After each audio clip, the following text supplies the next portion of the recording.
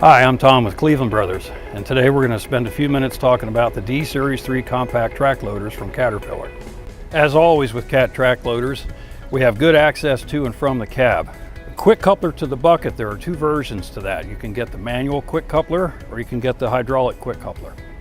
The cab now opens a full 90 degrees. The space between the joysticks has also been increased, allowing for larger operators to be more comfortable while they're sitting in the machine.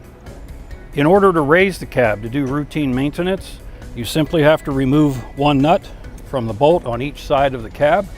The cab raises and can be secured in a raised position for access underneath the cab. One improvement that's been made is this idler has been lowered a few millimeters to provide a more stable platform for grading operations and machine stability. The torsion bar that provides track oscillation has been stiffened, also improving ride and controllability of the machine. Same safety bar is in place so that if you raise the cab for routine maintenance, the cab can be secured positively in a raised position. The hydraulic fill cap is located here. The hydraulic oil level gauge is still a dial indicator located right here. Hose routing for the track motors has been redesigned.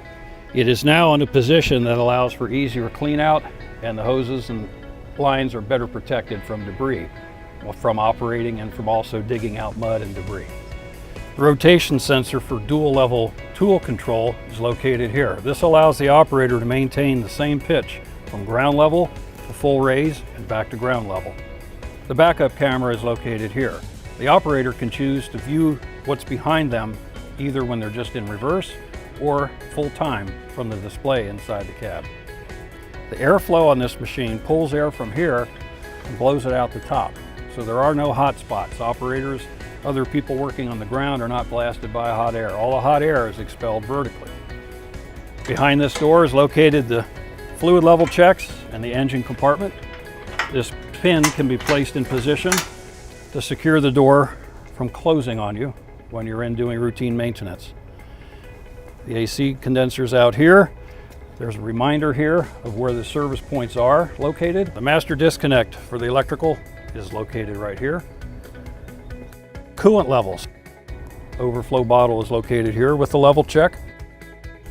The engine oil dipstick is located here. Engine oil fill. Fuel tank located right here. And the engine air filter. There is a debris screen located up here which is hinged. If you do need to have access under the cooling system, these two bolts can be removed and this hinges upwards and is latched in this red latch right here. The safety bar to safely secure the boom in a raised position is located right here. It is unique in that it allows one person to deploy this without being exposed to walking underneath a raised attachment. Cab air filter for the outside air, the fresh air coming into the cab, is located right here. There is also an inside cab air filter inside the cab behind the seat. If the operator keeps the cab closed up, that'll filter all the material down to 5 microns out of what the operator's inhaling. The track adjusting mechanism is behind this cover on each track roller frame. That allows the operator to easily maintain the proper tension on the track.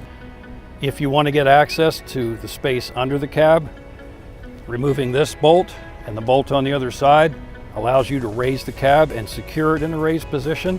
That gives you access to the pump compartment and the hoses underneath the cab. The hydraulic couplers are located right here.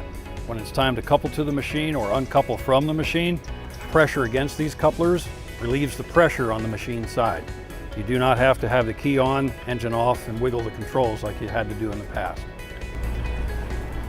The seat is heated. There is an air suspension on the seat that allows you to set the cushion that you like.